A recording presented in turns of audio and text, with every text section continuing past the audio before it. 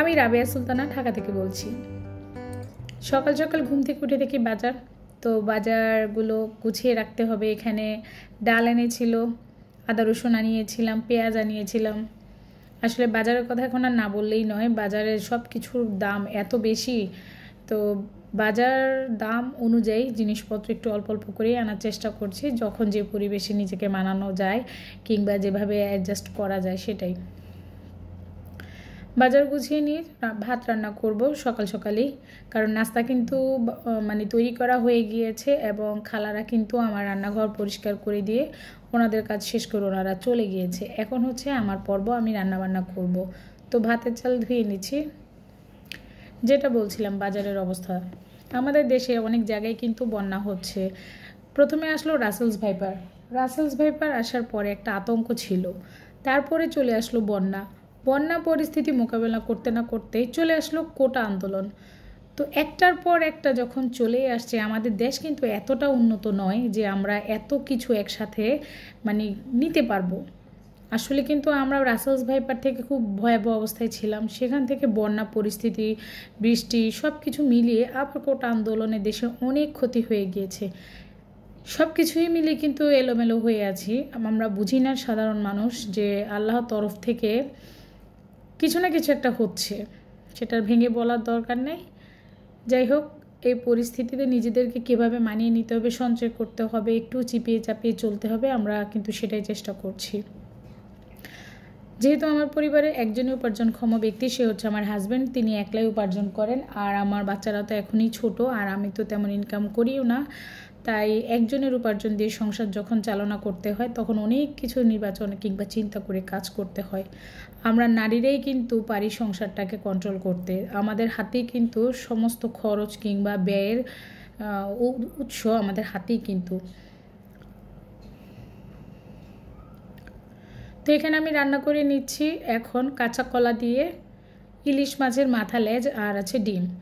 যেহেতু বললাম সঞ্চয়টা চলেই এসেছে, যেহেতু ইলিশ মাছের অনেক প্রাইস, তো ইলিশ মাছ আনিয়েছিলাম।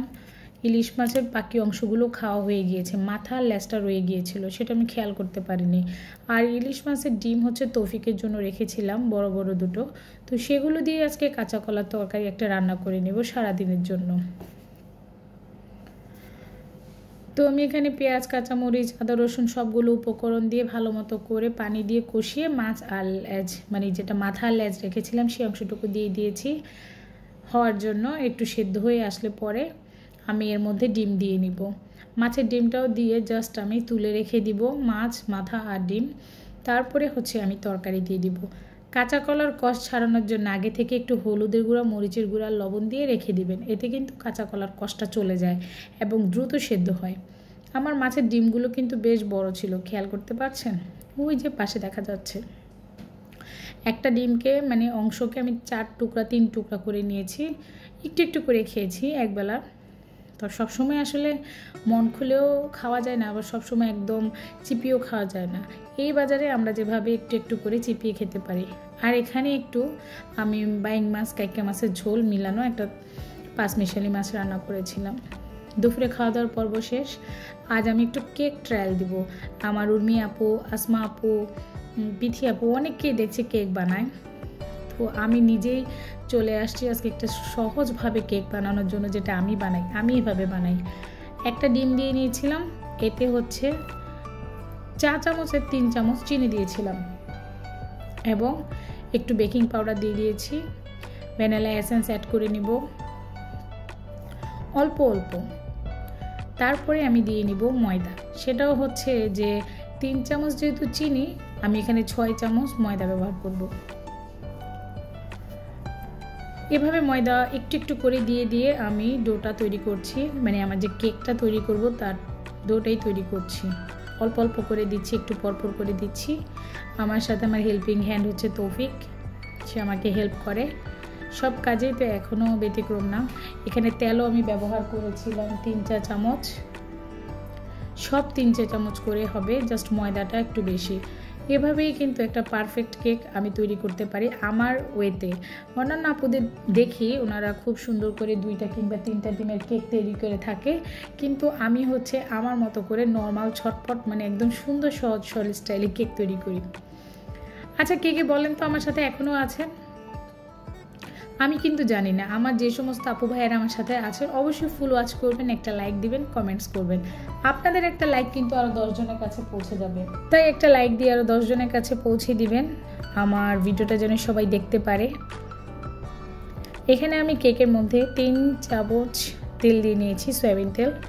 আপনার চাইলে বাটারটাও ইউজ করতে পারেন। আমি আস্তে আস্তে করে কিন্তু একটু একটু করে ঘুরিয়ে ঘুরিয়ে আমার কেকের ডোটা তৈরি করে নিয়েছি, একদম পারফেক্ট হয়েছিল। আপনারা চাইলে এভাবে 2-3টা ডিমেরও তৈরি করে নিতে পারেন। এভাবে কেক তৈরি করা আমি অনেক দিন আগে শিখেছিলাম। এটা হচ্ছে আমার স্টাইলে, সব 3 চামচ 3 চামচ, ময়দাটাই জাস্ট 6 চামচ, এভাবেই দিতে পারেন। আর ডিম একটা, ব্যাস।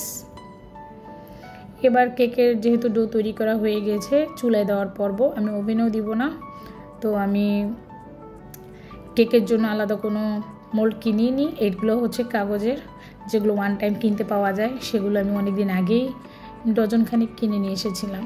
যেহেতু তৌফিক কেক পছন্দ করে, তো হুটহাট করে যাই পারি আমি তাই কিন্তু বানিয়ে দেওয়ার চেষ্টা করি। জাস্ট এই প্রচেষ্টাই। আমি 4টা তৈরি করছি, তো একটু একটু করে ঢেলে নিচ্ছি। আর এই যে চুলাতে আগেই কড়াই বসিয়ে দিয়েছিলাম, এখন হচ্ছে স্টিলের প্লেট একটা দিয়ে ব্যাস ঢাকনা দিয়ে দিব। আমার কেক কিন্তু দিয়ে দিয়েছি প্রায়, কিন্তু হয়েই গিয়েছে। এই যে গল্প করতে করতে চলে আসলাম আবারও। দেখেন এই যে কেক তুলে নিয়ে আসছি, তেরা বেঁকা এলোমেলো আওদা খাওদা যাই হয়েছে, কিন্তু মজা হয়েছে কেকটা। আমার মেয়ে খেয়ে বলতেছে আম্মু ভালোই তো হয়েছে। তৌফিক বাবুর যেহেতু কেক খুব পছন্দ, ও খেয়ে বলতেছে মজা হয়েছে। আসলে যাই হোক, কেক আমার খুব পছন্দ, সেটা আঁকা বাঁকা হোক আর বেঁকা হোক, খেতে মজা হলেই কিন্তু হলো। অন্যান্য কিন্তু ম্যাটার করে না আমার কাছে। আমরা কি খাবো, 4টা কেক দিয়ে তো আর পেট চলবে না, তো একটু নুডলস রান্না করে নিয়েছি গরুর মাংস দিয়ে। যেহেতু গরুর মাংস কাটা ছিল, ছোট ছোট টুকরা করা, তো আমি আর পুরোটা আপনাদের সাথে শেয়ার করিনি, সামান্য একটু শেয়ার করলাম। আজ এতক্ষণ পর্যন্ত আমার সাথে যারা যারা আছেন সবাইকে আন্তরিক শুভেচ্ছা এবং ধন্যবাদ জানাই। আল্লাহ হাফেজ।